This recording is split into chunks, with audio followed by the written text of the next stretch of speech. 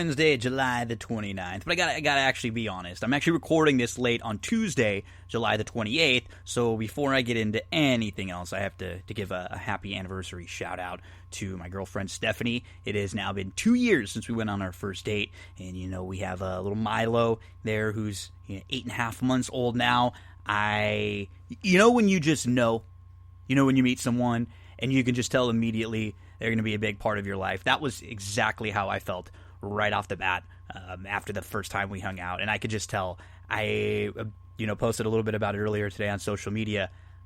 When you're with someone like that you love being around every day, and that's your best friend and someone that you're in love with, you forget what your life was like before them. You really do, and that's kind of been the case for me too. I just remember being around her now so much and enjoying it that I forget what things were like even before that. So, happy anniversary to Stephanie, who I love very, very much.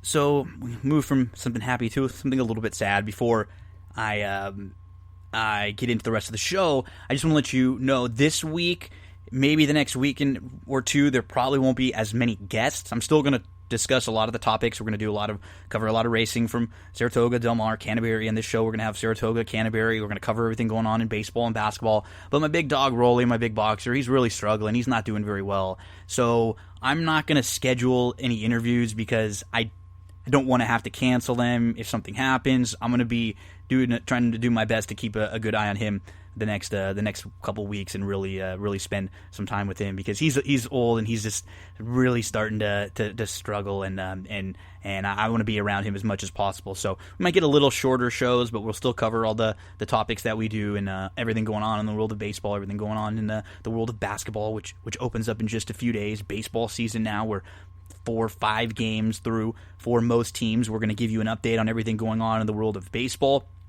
So stick with us. We'll have some shows no matter what, but just keep in mind if there aren't as many guests around, that's why. I don't want to have to schedule stuff with people, cancel that, and move and work around them. I know with myself, I can at least record things and have on my own schedule when late or early or anything like that. So we're going to talk some baseball. We're going to talk some Saratoga for Wednesday. We're going to talk some Canterbury for Wednesday, Pick 5. We're going to talk some Saratoga for Thursday, Canterbury Thursday, Pick 5, a little brief preview of what's coming with the NBA coming up. But lots of horse racing here, and we'll talk about the first week or so in baseball. Before we get to that, we got to talk a little bit about Stable Duel. So our friends at Stable Duel, we've been having contests all over the place. They are tons of fun to get involved in. And we had Del Mar contest last week for the first time that we could play in. Now on Wednesday, July the 29th, 3 different tracks you can get involved in for Stable Duel contests. You've got Emerald Downs you can play for $5 entry fee, guaranteed pools of $250. You got a $5 entry fee in the contest at Lone Star, guaranteed pools of $250. And you got a $10 entry fee over at Delaware Park with a guaranteed pool of $500. Those are on Wednesday. On Tuesday, they had Colonial Downs, so a Tuesday track for the first time. Stable Duel continues to grow. You've heard me talk about it. What is Stable Duel? Stable Duel is fantasy horse racing. It's daily fantasy horse racing. So what you do is, for every one of these contests, you have a $50,000 salary cap that you have to fill. You have 10 horses that you can fill, and horses are assigned an amount based on what their morning line is. So if a horse is 2-1, 7-5, 8-5, they're going to cost you a lot more than a horse that's 15 or 20-1 that costs you very little. You have to mix and match your lineup throughout the races, and whoever you get points when your horses finish in the top 5. You get extra points based on horse by lengths won by in the position in each position, and you get negative points taken away if your horses don't finish well and if they're way behind. So I really had a lot of fun with this contest. A lot of the feedback out there has been great. If you have any questions, we've had segments where we go through building our lineup. On the next episode, we're going to do that for some of the weekend contests. We will go through how to build some of your lineups and go through race by race by race. But for Wednesday, if you have any questions, feel free to reach out to me. You can play at Delaware, you can play at Lone Star, you can play at Emerald for just $5. A couple of pointers I'd give you. If you're playing at a racetrack, you have 10 slots to fill. If that track has 10 races throughout the day, just pick one horse in each race. What it does is it gives you the opportunity to maximize your points. Even if there's a race or two that you don't like, you want to give yourself a chance to win every single race. You just want to know that if you have the best possible lineup, you're going to win.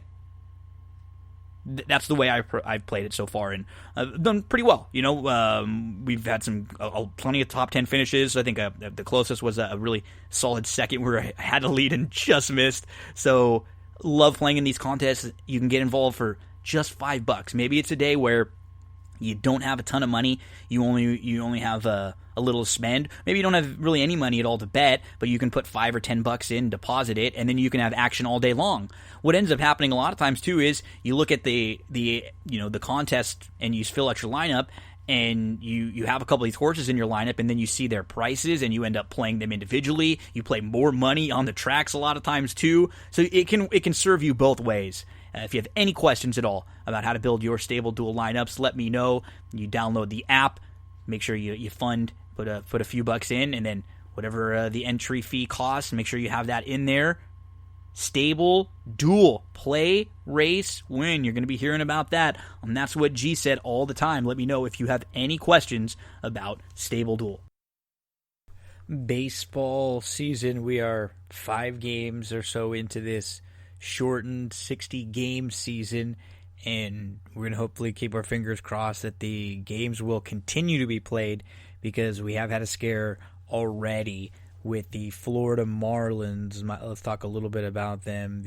I guess they're the Miami Marlins nowadays. So the Marlins games have all been postponed through Sunday. Miami's next 6 games that began with Tuesday night's home game against the Orioles have been postponed. The quote is, "It's most prudent to allow the Marlins time to focus on providing care for their players and planning their baseball operations for resumption early next week. Marlins have moved to daily testing and will remain in Philadelphia, where they played last weekend, as they gather more information." This is a reading from an ESPN article. "We continue to take this situation very seriously," Jeter said. And postponements were announced Tuesday night in the series of scheduling changes involving 4 other teams. The Orioles, who were scheduled to host the Marlins in a 2-game series, instead will host the Yankees for games on Wednesday and Thursday. The Yankees were supposed to play the Phillies in Philadelphia on Tuesday. That game was officially postponed out of an abundance of caution. The Phillies were also supposed to play games Wednesday and Thursday in New York against the Yankees. They're going to be traveling to Baltimore instead. The Washington Nationals were supposed to play a 3-game series starting Friday in Miami against the Marlins. National players voted against playing the Marlins earlier Tuesday, according to multiple reports in ESPN. 4 additional members of the Marlins tested positive Tuesday, which brings the total of 17 members of their traveling party that have tested positive in the last few days. So baseball announced it has conducted more than 6,400 tests since this past Friday. No new positives among on-field personnel from the other 29 teams besides the Marlins. So obviously that's the most important thing to discuss. The schedule, we have to keep our fingers crossed and hope that this was a little bit of a wake-up call for baseball. They seemed like they were doing everything pretty well, and in most other cases so far they have. But that's what happens. You get a little bit lazy. You get, and I don't think in many cases it's people even that are saying, I don't care, not a big deal. I think it's these habits, right? You play baseball, you're used to high-fiving and celebrating, talking. It's just things that you've been doing for so long, and they're not part of, and then immediately they have to be cut out. It's hard to do that. It's just a habit that you've developed for such a long time. So let's talk about some of the actual games. So teams now, with some of these cancellations, have played anywhere from 3 to 5 games. In the American League over in the East, the Rays have started off quickly. How about they're 4-1, and how about the Orioles? They've already won 2 games. That's more than people would have thought this team would have won in a week or so. So they start out 2-1. Yankees are 2-1. The Blue Jays pick up 3 wins early. They're 3-2, and a slow start for the Red Sox. They are 1-4, and a couple teams that I was really high on, they really got out of the box slowly. We get to the AL Central. I thought the White Sox, and a lot of people were high on the White Sox with some of the moves they made. They are 1-4. You got to be careful in a short season like this. You don't want to get too far behind early. They're chasing the 4-1 Indians. They're already 3 games behind the Indians. And Minnesota's 3-1. And then the Tigers already picked up 3 wins. And the Royals are 2-3. So the White Sox at the bottom of that AL Central. In the West, after losing on Tuesday night to the Dodgers, the Astros are 3-2. The Oakland A's are 3-2. The Angels are 2-3. And the Rangers are 1-3. The Mariners are 1-4. And over in the National League East, the Marlins pick up a couple wins. So teams that we weren't sure how many wins they were going to get in a short year like this. How about Baltimore already picking up a couple wins? How about Detroit already picking up 3 wins? And you already get the Marlins picking up 2, but they won't be playing, as mentioned, now for about a week. Mets are 3-2. Braves are 2-3. Phillies are 1-2. And the Nationals, not doing well without Soto, and they struggle getting out of the box, 1-4 to start. Cubbies, great start for them, 4-1 through their first 5. Cardinals are 2-2. The Brewers are 2-3. Pirates are 2-3. Another team that I and many others were high on, Cincinnati Reds. Like them, like the White Sox, both of these teams get out of the box really slow at 1-4. Padres, they're 4-1. Team could easily be 5-0. They blew a late opportunity in their loss. They have a +14 run differential in their 5 games. Rockies start out 3-1. Dodgers pick up the win over the Astros. They're 3-2. Giants are 2-3, and the Diamondbacks are 2-3. Dodgers, it was disappointing for them to get out of that Giants series with a split 2-2. They won the first 2 games and absolutely crushed the Giants, and then it felt like they relaxed a little bit. They had 4 base runners get thrown out on the base paths before the 5th inning in one of their losses, and they had 2 close losses to the Giants in games that they had a lot of opportunities and just couldn't break through. So you didn't want to lose to the Astros, and the Dodgers did not. They capitalized. They had a big inning, and if you missed it, there was a fun little half inning where Joe Kelly came in to pitch, and he threw a ball behind Bregman, and then when Bregman was on first after he walked, Kelly threw over to first a couple times. I actually, if you follow me on Twitter, I posted, retweeted a video that was really funny of somebody recapping the whole thing and slowing it down and pointing out what the players said back and forth to each other. It ended up where Joe Kelly strikes out Correa, gets out of the inning, and they're just jabbing at each other as they're walking off the field. Both the teams' benches clear. Nothing really happens. They get close, sort of close to each other, but they're just a lot of pointing and talking. So, just a few games in, the Astros already getting into it. Baseball is back, fiery, and I had a great time watching that. So sports are back right now. A lot of you that are listening like to play fantasy sports. I like to do so. I like to play a lot of daily fantasy, especially in a season like this. You want to play, sometimes the daily games are a little bit easier to get a read on. And if you haven't checked out one of the new apps that's based around DFS, check it out. It's called Thrive Fantasy. Right now, you can get a really cool bonus if you use a promo code GINO. If you deposit $20, you'll get an instant $20 bonus credit right back. So if you put in 20, boom, it's instantly 40. You can go around and check out all the different contests. What they do is you have a lineup that you build around a list of props. For each contest, you choose the amount of props and then a couple in case of emergency props. And each prop will have an over-under point value assigned. You're going to be rewarded that point value if the prop is correct. For example, will Tom Brady throw for over or under 250 yards? It'll say if he throws for over, you'll get 100 points. If he throws for under, you'll get 80. And that's how you pick your lineup. Go check it out. Navigate the app. This week, they have MLB contests, baseball contests every day, $1,500 guaranteed in prizes each and every day. Get in those contests. They have golf, $3,000 guaranteed for the Thursday contest. NBA, $7,500 guaranteed for Thursday opening night. Esports, free prizes. Soccer, they have prizes. Sign up, give it a look. Don't forget, GINO promo code. To deposit 20, you get an instant 20 bonus, and it helps me look good for one of the sponsors. Puts a few bucks back in my pocket too. Thrive Fantasy, check it out. I play in a lot of those contests, so you'll be playing against me. Thrive Fantasy, promo code Gino, deposit 20, you'll get that $20 bonus right on back. Let's talk a little Wednesday horse racing. Let's get over to Saratoga first. I'm going to have a horse, I'll give you a play in the 3rd, the 4th, the 6th, the 7th, and the 9th. Some thoughts on those races. So let's get your past performances out for July the 29th, and let's tune to race number 3. And they're going to go a mile and a 16th on the turf course here. These are 40 non-2s. I'm going to go to the 2 Super Cute, who's going to take the blinkers off today. I think this could be an early exotic single in your early pick 5, or maybe you play a pick 4 that starts in this 3rd race. The dam of this one was 0 for 3 on the grass, but was stakes play. So I think there's a little more turf than it seems at first glance. You get Clement, who's making all the right moves. Irad jumps aboard, and this filly exits a loaded race. There were a couple next out winners that day. The 4th place finisher was $4,000, who has won back-to-back graded stakes races. There are tons of turf works for a hot barn. I like Super Cute as an early exotic single there. The number 2, Super Cute, in race number 3.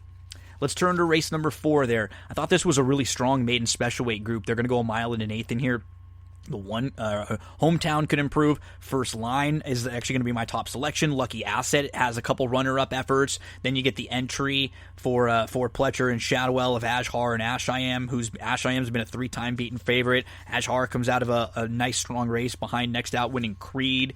You have even Zuzudini, who's been beaten a neck at the maiden special weight level. Nothing wrong with what Vicarage did. So yeah, you can look at this race and think it's pretty strong. I'm going to go to the 3. First Line in here. I'll make a win wager at anything around 9-2. The plan for him has got to be send hard. They're going a mile and an eighth. Where's the speed coming from? Ashar was close-ish early last time out, but he's not exactly a speed demon. Ashayam's not really quick. Hometown, maybe stretching out. They'll just get aggressive with Hometown. Zuzudini hasn't shown a whole lot of speed. Vicarage hasn't really shown a whole lot of speed. I think it's got to be First Line, who was only a couple lengths off in a sprint, going 6 furlongs, and he's been pretty close up in all 3, and it seems like they've gotten a couple works in pretty quick for him. I feel like that's got to be the game plan with him. Send this guy hard, try to open up on this field, and try to take them as far as he can. That is First Line, the number 3 in race number 4. First Line, we'll make a win wager if we can get anything around 9-2. Let's get you to the 5th race is the day at the Spa. Generally, when I skip races, it's because I just think they're chalky or I don't have a really strong opinion. So that's the case for the 5th for me. Let's get to race number 6, and let's take a look at the 2 Lone Rock, who exits some really tough races. Those races behind Fearless, Top Seed, Gun It, the endorsed Banquet races at Oaklawn, those were really strong. You see Shang was Lone Sailor. Shang came out of that race to win next time out. Lone Rock has been in the Mott Barn before and is going to come back to the Mott Barn now. Mott is going to shorten him up. The only 2 times Lone Rock has been short, he's been 5.5 furlongs in his debut, and he went 7 furlongs once. Everything else has been long. I think this 6.5 furlong trip at a track like Saratoga, where it gets deep and tiring late, I think it will play well for Lone Rock. You get some pace with Pete's play call. You get some pace with Reed Con. You get some pace with Topper T, who shouldn't be too far out of it. You get some pace with Clench. You get some fresh pace with the big fundamental, who's likely going to be close. I think there's enough speed to set it up for Lone Rock to come rolling late. I'm going to make a win wager if he's anything around 5-1. I think he's a good horse to include in your late pick 5 or in any of the exotics you're playing there on your Wednesday Saratoga. Let's go to race number 7. And I'm going to go to the number 9 in here, and that is Ghoul. So, just, his best is right there. And he showed his best towards the end of the year at Santa Anita last year, going 5.5 furlongs. And then in the stakes race at the beginning of the year when he was second behind, Little Milo. And he was DQ'd that day and placed 5th, but he still ran well. Then he goes over to Saudi Arabia, and when horses travel, they go to Dubai, they go to Saudi Arabia, they go out of the country. many horses deal with it differently. I think it's just taken Ghoul a little bit to get back to normal, to get back to his top form. The May 29th race, he didn't run that well. He just was never in it. But he came back on June the 27th. He took a little step forward. He's shown some improvement behind a horse named Well Abled, who can absolutely fly. That runner-up that day, Just Might, he came back and he was only beaten a couple lengths in the Shakertown against Graded Stakes Company. So that was a tough race that Ghoul came out of. And I think both of the last two races, Leinster actually won that race that day. So Leinster, Well Abled, they've been very live. Ghoul coming out of some better races. One more step forward puts him right back to competing with the best in here. Let's make Ghoul our top selection. We'll make a win wager at anything around 6-1 on the number 9. Ghoul. Make sure to use him in all of your exotics. Let's get to race number 9. No real strong opinion in race number 8 for me, so I'm going to head to the 9th. There are 3 horses I'd probably use if you're playing late exotics, and the horses I'm going to build my exotics around. Devamani feels like the one to beat. I'm cutting back a little bit. I have some concern. He's gotten up at this short, but he should be rolling late. He was just in a little bit too tough last time out, and this is a good spot for Devamani.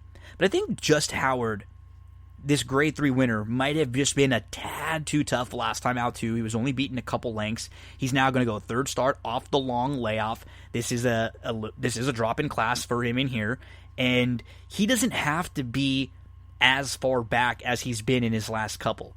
He can sit a little bit closer. I'm not talking about on the lead, but he doesn't have to be 8, 9, 10 lengths out of it. So give Just Howard a look in here. I'll also, give a look to Devamani, and Breaking the Rules would be the other one. So it would be 4, 8, 7 for me. But the 4, Just Howard, we'll make a win wager if we can get 5-1 or so, and we'll use 4, 8, 7 in the exotics there at Saratoga on Wednesday. So, quick review of some of the Wednesday Saratoga thoughts. In the 3rd race, the number 2, Super Cute, will be an early exotic single. In the 4th race, the number 3, First Line, we'll make a win wager if we can get around 9-2, and we'll also use in the exotics. In the 6th, the number 2, Lone Rock, anything around 5-1, let's make a win wager. The 7th race, the number 9, Ghoul, anything around 6-1, we'll make a win wager.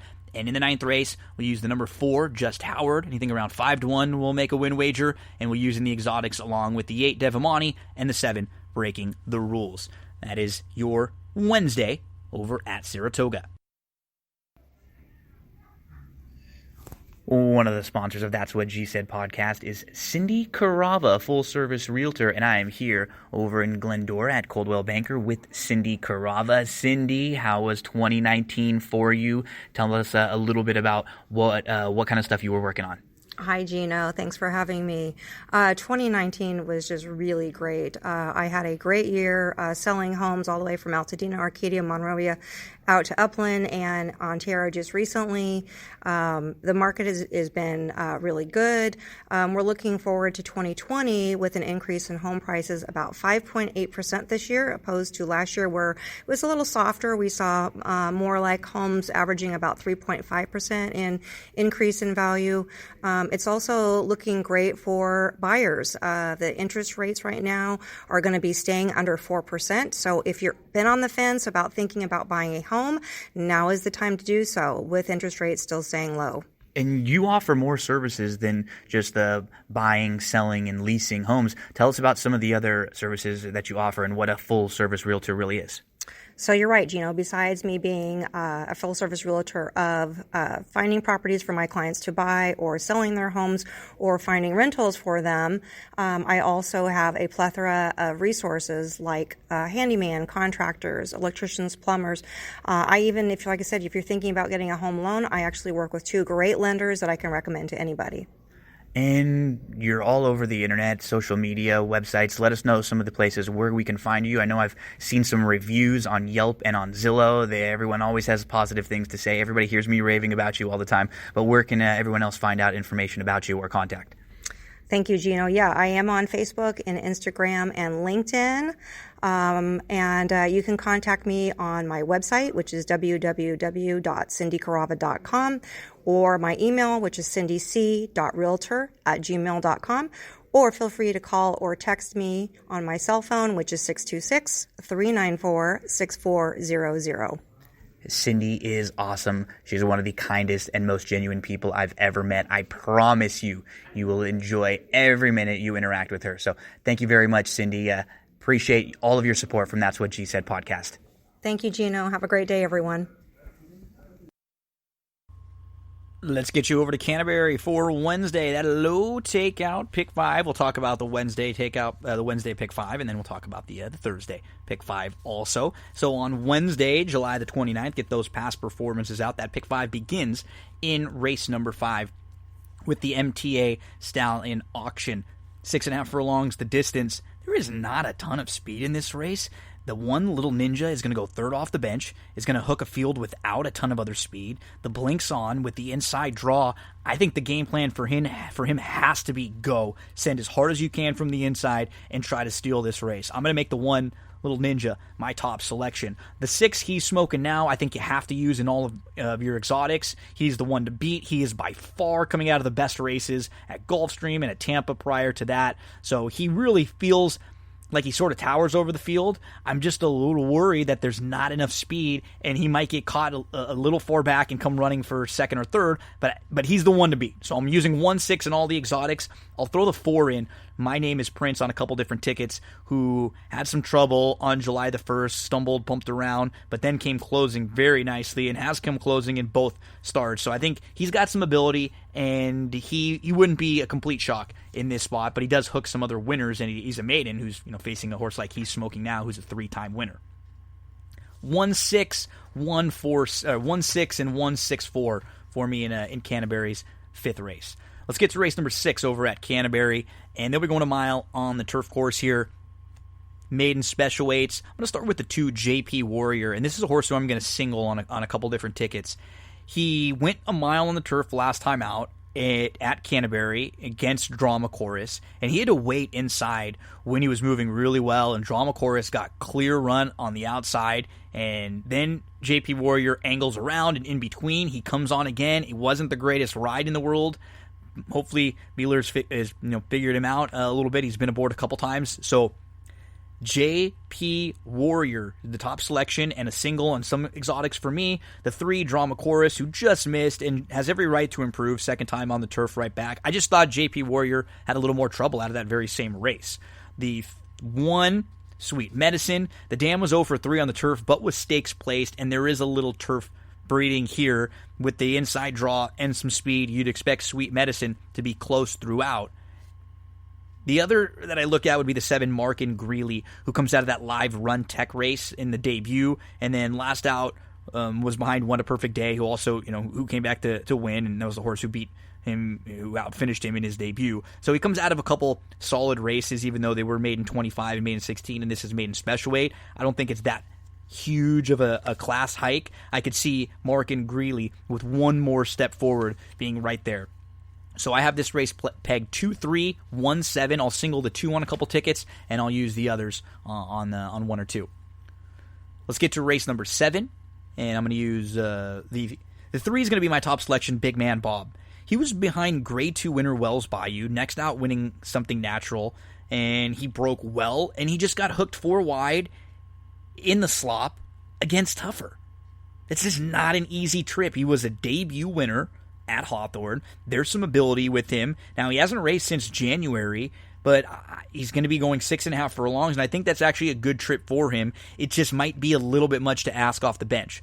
So I'll use the 3, have him as my top selection. I do think the 4 slews him with the speed, has the opportunity to take this field gate to wire and just steal the race. So it's going to be 3, 4, and then the third selection will be the 2 Hard to Park, who I will use in a couple of different spots. I like this turn back for Hard to Park, who sort of flattens out a little bit late. I think there'll be a more punch for a horse who has shown some middle moves. So I'm going to use 3, 4, 2. I'll use 3, 4 on a couple tickets, but 2, 3, 4 on most of them in race number 7.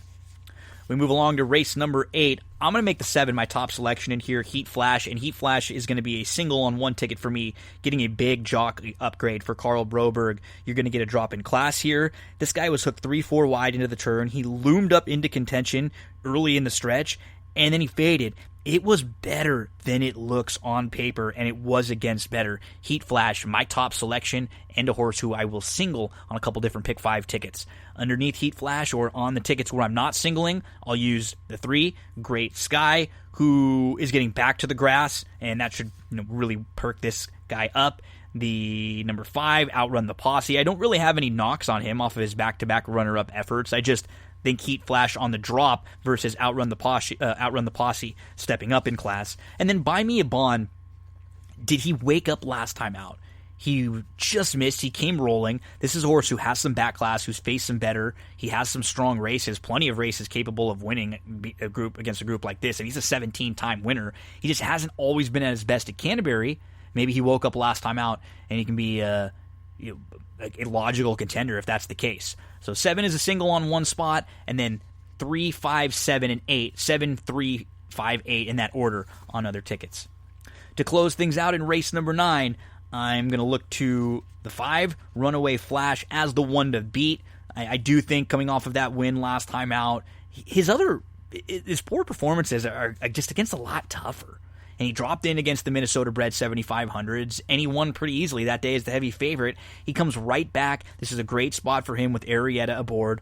I thought the 2, Breezy Prado, the dirt races have all been short. He's never got an opportunity to go long on the dirt. I think he's worth it getting class relief, going long on the dirt. Give him a shot in here to run them all down late. Breeze E Prado. So I have 2, 5 as the top tier. The 3, Brandy Chaser, would be the next one. I'm okay with going 2-5 in some spots, but I will use Brandy Chaser, who he's just going to be in the mix throughout. He's got some speed, and this is not the strongest race in the world. It's got to be honest. The 7 would be, if I'm going a little bit deeper, that's got a little captain who got the prep race out of the way, came off the bench, hadn't raced from September to July 13th, just did not run that well, and now is going to stretch out. Total question mark on the stretch out for connections that have not been winning a lot of races, but you should get a good price there. And then the 4 would be the other one, Raja's Appeal, who's stretching out. So I have this 5, 2, 3, 7, 4 at Canterbury in race number 9. The horses who I would make sure to use on your exotics. In the 5th race, Little Ninja, the 1 from the inside with the speed. In the 6th race, the number 2, JP Warrior. In the 8th race, the number 7, Heat Flash. Those are the 3 that I like the most in the sequence. Here's a couple tickets that I would think about playing. So I'd play one where I would go all right off the bat with single to 2, with 2, 3, 4, with 3, 5, 7, with 2, 3, 5. I'd play another ticket where I would go 1, 6, with 1, 2, 3, 7, with 3, 4, with 3, 5, 7, 8, with 2, 5. I'd play a different ticket where we went 1, 6, with 2 singled, with all, with 7, with all. So see what I'm doing there is singling JP Warrior, singling Heat Flash, just going too deep to start, and then I'm using all in the other 2 races. So I just want to make sure if the opinion is right and those horses hit, that we have a very good chance of hitting this Pick 5 at Canterbury on Wednesday. I want to talk a little bit about one of the sponsors of this show. That's what G said, and that is Old Smoke Clothing. You can follow them online on social media at Old Smoke Co., but go to their website, oldsmokeclothing.com. If you are a fan of horse racing, you need some more horse racing swag, t-shirts, hats, hoodies, jackets, zip-ups, all sorts of things. Are you a fan of Midnight Bisou? Midnight Bisou is running this weekend, just a few days. She's one of the best horses in training. They have Midnight Bisou hats. They have Midnight Bisou t-shirts with all sorts of different phrases, her name, pictures on them. They've got hoodies on there too. You can check out Midnight Bisou. Maybe you're a fan of 'Tis the Law. There's a t-shirt on there now, Health and History and Horses and 'Tis the Law. There are customized shops, and if you use the promo code GINO, you will get free shipping. So if you are thinking about it, you got a little incentive. You don't have to pay for shipping. Get in there, check out these quality t-shirts, hats, sweatshirts, hoodies, jackets, you name it. They got tons of horse racing stuff over at Old Smoke Clothing. Make sure to use that promo code GINO. It'll get you free shipping there. oldsmokeclothing.com. Show that horse racing fan in you. This is a great gift for someone. All the big horse names, names of slogans, names of big races, race tracks. Give it a look. oldsmokeclothing.com. Promo code GINO. Saratoga Thursday got thoughts on most of the card here. First, second, third, fourth, fifth, sixth, eighth, and ninth. We'll give you some thoughts for Saratoga. So get those past performances out for Thursday, July the 30th. In race number 1, I'm going to go to the number 7, Little Red Frog in here. Mike Maker, Irad Ortiz Jr. is aboard. This one's going to be stretching out from 7 furlongs to the mile in the 16th. In her last start, she was 6th, 7th early. She was inside. She was in between horses. She was 4 lengths off. She had to angle around 3 wide, and then was 4 wide early in the stretch. She had a sustained rally. She's kind of grindy, and now she's stretching out to a mile in the 16th. She's going to be sitting closer with the blinkers on. The 7, Little Red Frog is a horse I'll be making a win wager on if we get around 3-1. Make sure to include that one in all of those early exotics. Let's go to race number 2 for Thursday, July the 30th. I'm looking at the number 6 in here, Majestic View. So, showed good speed in his debut. He was close up early, going 6 furlongs on the slop against maiden special weights. He pressed just off the leader by a length. He was in the 2-path. He loomed up in between horses, and then he faded in the slop. He was on even terms with the leader. I thought it was a good effort. He showed good speed, a little bit of a bid, and then fades. Second career start, tries the grass. Again showed that speed from the outside, got up to press and battled and faded. Now you're going to get the drop in class. I don't think there's tons of other speed in here. The horse who he was, one of the horses who he was behind, more like it, just came back to win a New York bred maiden special weight next out. So it's a live race. Give me the 6. Majestic View. If we get anything around 4-1, we'll make a win wager. Make sure to include him in all of those early exotics. The third race, I'm going to go to the number 1, Beach Dreaming. Beach Dreaming had a slow start last time out. He got hooked about 3-4 deep towards the rear, but he's only about 3 lengths off. He's really wide all the way around in a short field, which is not an easy trip. She is honest. She might be in a little bit tough here, but she's consistent. She should save all the ground in here. She's going to go second start off of a short break for the new connections who have already won a couple races at the meeting. Give me the 1, Beach Dreaming. Anything around 4-1, we'll make a win wager on Beach Dreaming. 5-year-old mare who's going to try to save ground from the inside. Let's get you to race number 4. And we're going to go Rhonda in here with Rousey, the 4-year-old filly. She just faced better on the turf last time out. She faced 40 non-2s. Now she wasn't beaten a whole lot. Now she drops back into 25 non-2 on the dirt. She should get a perfect trip in here. It looks like Jaws Malibu has some speed. It looks like Our Lady of Loretto has some speed. Charlotte Webley has some speed. They're all likely to be up close, and that should set up perfectly for Rousey to sit a few lengths off. I think Rousey is a must-use. I would not be against singling Rousey in the early exotics. If we get around 5-2, we're going to make a win wager on Rousey. In race number 5, I'm going to go to the number 2, Opt. We're going to be going a mile and a 16th in here, optional 40, non-2. These are New York breds.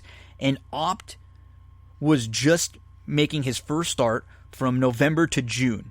And he ran really well when finishing third that day. He was squeezed back at the start. He got shuffled back on the inside to last. He was 7th. He was about 5 lengths off. He was chasing lone speed, and he was forced 5-6 wide at the top of the lane, and he got going late. He just missed going by his rival Rinaldi, and I think with that race under his belt, he'll just be better in here. I think he has the opportunity to beat Rinaldi. If Rinaldi gets caught up a little too close with a speed horse like Yankee Division right next door, I'm going to go with Opt. Anything around 2-1 on Opt seems fair. This is another one who I would be okay with singling in some of the late exotics if you prefer Opt to Rousey or one of the others. But I'd be okay in the 4th or the 5th with keying in, singling on the 5, singling in on the 2, and we'll make a win wager on Opt if it's anything over 2-1. We go to race number 6, and I'm going to look at the number 5. And I miss you like the deserts miss the rain. More mango, no mango for you. Blinkers on. Mango, you got to remember Chris Kattan on Saturday Night Live. Mango, she tried maiden special weights in her debut at Tampa, going long on the grass. She was okay that day. She was 5th in the field of 10. It wasn't bad. The race has come back productive so far. Not a bad effort. She shows back up a couple months later in June, and she drops in for 40 at Belmont. She's in tight, trying to get off the rail. She's in 5th, about 2-3 lengths off the pace, in between horses. She comes running, but she couldn't get to Ocean Fire, and she was within a length of Ocean Fire early in the stretch. She tires late. Now Maker claims. You pick up Ortiz. Blinks come on. I think there's plenty of positives for more Mango. Anything around 3-1 is worthy of a win wager. More Mango, top selection in race number 6. That is the number 5. We move on to race number 8, so I'm going to skip the 7th, no real opinion there. In the 8th race, the 8 is just really sharp right now. Barrel of Destiny. I have a tough time not using this mare in all of the exotics. She's looking for her 4th win in a row. She showed a little bit of improvement for the new barn, and if she shows any more, that just puts her right on the wire. She won first off the claim for Maker. She's going to be close throughout in here. Barrel of Destiny should be really tough in race number 8. Anything around 5-2 feels like worthy of a win wager. And then in the 9th race, this isn't a horse I'll bet to win, but if you want to play late exotics, the 4 Amundsen, this is a single for me. 1 to catch, not a lot of other speed in here. Looks like lone speed. Has been facing open company in the last couple starts in what races are probably better than this. And last time in a spot like this was back in February and wired a group. Amundsen looks like the one to catch and beat in race number 9. So let's roll through the Saratoga Thursday card one more time. The first race, the number 7, Little Red Frog at around 3-1. The second race, the number 6, Majestic View at around 4-1. The third race, the number 1, Beach Dreaming at around 4-1. In the fourth, the number 5, Rousey, anything around 5-2 feels fair. The fifth race, the number 2, Op, anything around 2-1. Feels fair on Opt. And in the 6th race, the number 5, More Mango, anything around 3-1. Feels like the value line on that one. In the 8th, it's the number 8, Barrel of Destiny. That value line is 5-2. And then in the 9th, Amundsen, more like a late exotics single there. That is Saratoga for Thursday. Talk about one of the long-time sponsors of That's What G Says, our friends over at Sarah Candle Company, the website sarahcandles.com, C-E-R-A candles.com. If you ever want to, figure out the best way to support That's What G Said, it's by supporting our sponsors. And when you go to sarahcandles.com and you check out Sarah Candle Company, this is a company who wants to bring clean, burning, beautifully fragrant soy wax candles to your home. They use 100% soy wax. They have eliminated toxins, carcinogens, and pollutants that are present in the paraffin wax candles, which are the wax that a lot of the leading candle brands use. This means you can enjoy your candles guilt-free, and it also means the candles are less likely to provoke allergies. Soy wax candles also burn up to 30 to 50% longer than the paraffin wax candles, which means you get more bang for your buck. Candles are clean, incredibly fragrant, and they last longer than your average candle. This is a small business, someone that I personally know, I've grown up with my whole life. These people are good people. They love helping out, and they just want to give you the best candle that you've ever had. Use that promo code GINO, G-I-N-O. It helps me out a lot. It gets 10% off your purchase, too. Promo code GINO.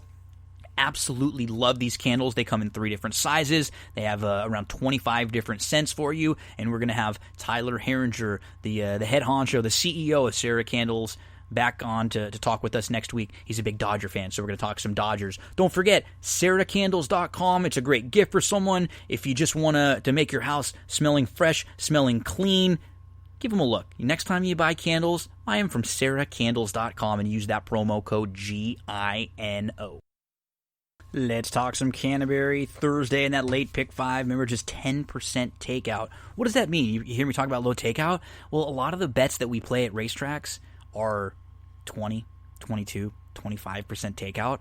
So if you can put some of your bankroll into a 15, 12 like Sam Houston is in a lot of their exotics, 10 like Canterbury is in their pick 5 with their takeout, you get more money back when you win. The same pick 5 that you play somewhere else that you play at Canterbury is going to give you a ton more money. So let's get you to race number 5, and let's kick things off in the pick 5 here with I'm gonna use the 2, Sandy Sangria, who's stretching back out, and I think is going to be right on the lead, probably the one to catch in here. The number 6, Viva Forever, whose last couple races pretty consistent in some of the better races. Now gets back to the dirt after a couple races on the grass. Really likes this trip. Going to be the 4, Fairly Honest, also on the ticket, coming off of a win last time out. And we'll use the 3, She Might Tell. I'm okay with taking a shot against the Oklahoma bred, the number 5, Kina, who's done a lot of her best work against state breds. So I'm going to use the 2, the 6, the 4 and the 3 in that order in race number 5 to kick off the late pick 5.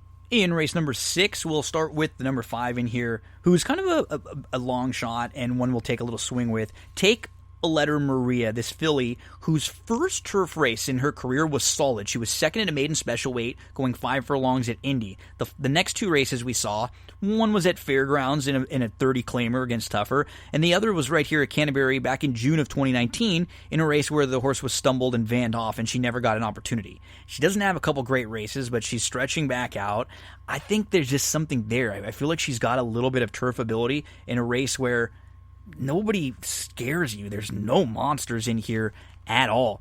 I'm going to use the 5 in all the exotics. I'm going to make this one my top selection, but it's not like a horse I'm going to be singling. I'm just going to be using the 5 along with the logicals of the 6, Katerina Iano, who's coming off of the win last time out, was just sitting very close throughout. The 7, Dusty Princess, who's going to be tough, and the 4, Here City Kitty. Those are super logical. Here City Kitty, if she had a race under her belt and hadn't been off since September, I would think about maybe singling her, but I think this is more of a wide open race, so we'll use the 5, 6, 4, and 7 in race number 6. Let's move to race number 7 at Canterbury. There are 2 horses I'm looking at. If you don't want to go too deep, or you can't afford to go deep as I'm going to play a pick 5 and double up here, the 3 would be a horse-sized single. I just think Throw Off the Gloves is going to sit a great trip in here. There's a couple other speeds. I'd imagine the 1, Logan's Leopard, goes from the rail. I think the 2, Astonishing Tweet's going to be really close. The 4 isn't exactly slow. I would love to see Drop the Gloves sit right behind them. And then the 5, Marengo Tango. They're trying to figure out where he fits. This is a 9-year-old who's only raced 7 times, but he's a 3-time winner. He's still got a little bit of upside. He had a wide trip. He just never got in the mix last time out, and now he's going to drop from the 10 beaten claimers to the 5 beaten claiming level.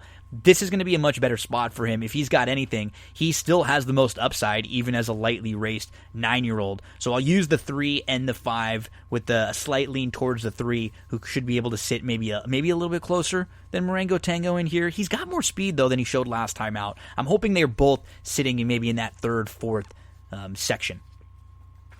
Let's get to race number 8 at Canterbury. 7.5 furlongs, the distance in here. I'm going to use the 1, Minnesota Miracle. I'm hoping they get aggressive. There's not a ton of speed in here. Mr. Shook has a little bit right next door, so I'm hoping that Minnesota Miracle tries to send. Maybe Mr. Shook right next door shows that speed, and they're going to be sitting close.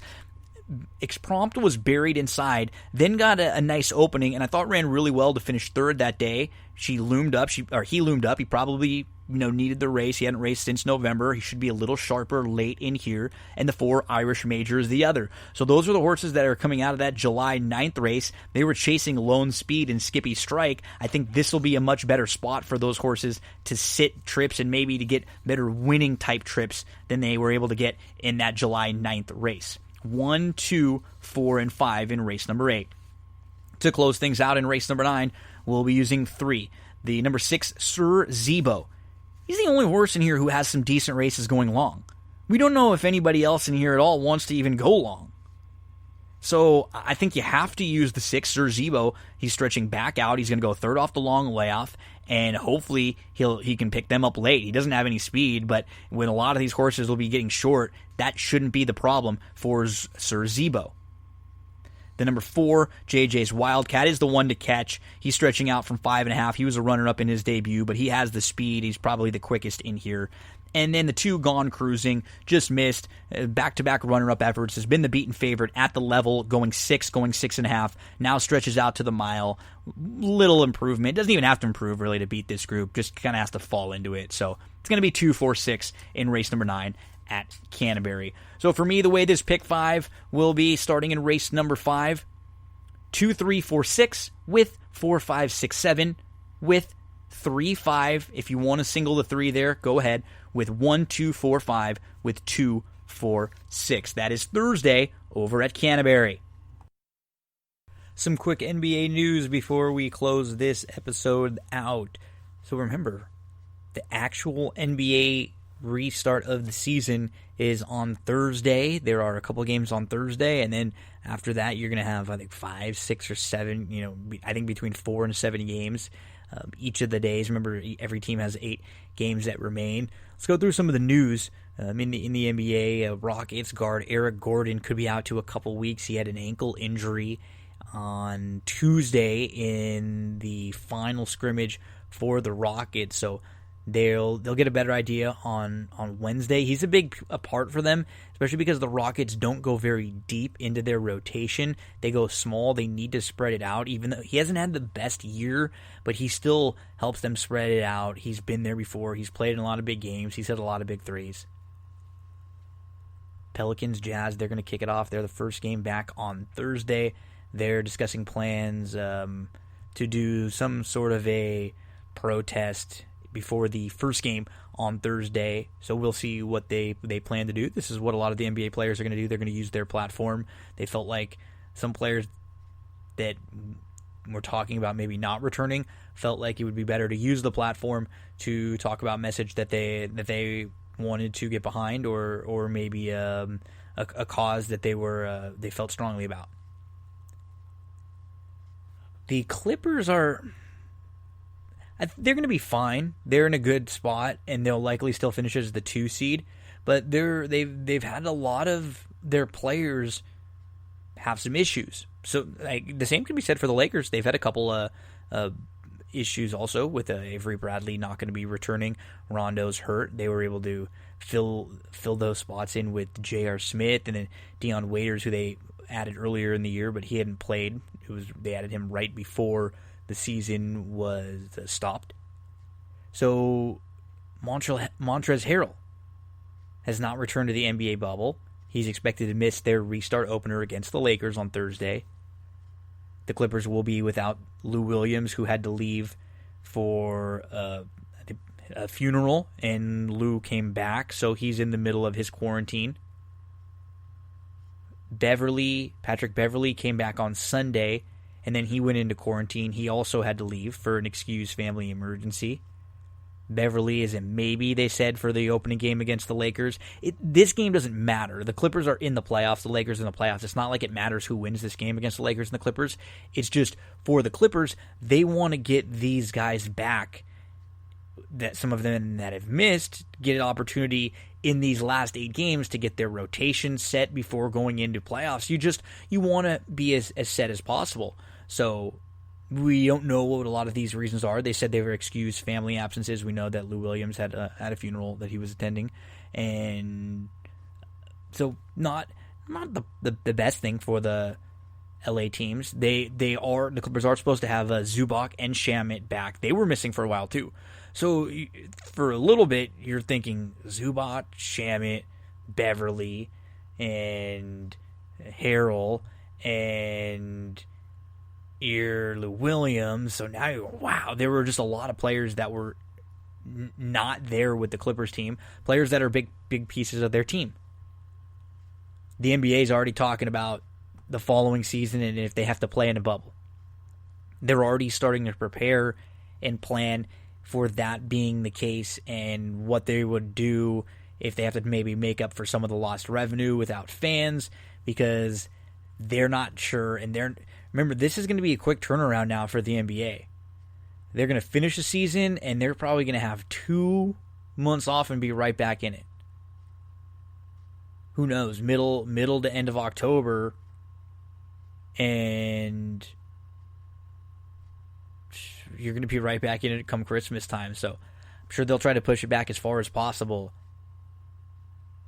But it might have to be a situation where there's a shortened season again in the bubble if this thing works out well for the NBA and they were able to get through this without any major issues. We're seeing some of the issues with baseball outside of the bubble. What is football going to do as they start to try to ramp things up? So the NBA begins on Thursday. I am really excited. Like all things, I hope that everybody is safe and continually safe in these attempts to get all the sports back. That is the key. We love sports. I cover sports here. I'm going to keep continuing to cover them and hope that everybody stays safe out there, because I love being able to watch a baseball game and a basketball game and fingers crossed, hopefully football can do their best and have protocols put in and make things as safe for the players as possible. Thanks, everyone, for tuning in again to another episode of That's What G Said. We will be back in a few days. We'll give you some weekend racing. We'll have an old wrestling recap, and we'll talk about what's happened in the opening night of basketball, what's been going on in the last few days in the world of baseball. Everyone stay safe out there. Thanks again. Make sure to subscribe, download, rate, and review where you can. Share the show around with your friends. We close things out with Joey Cleveland and That's What G Said theme song.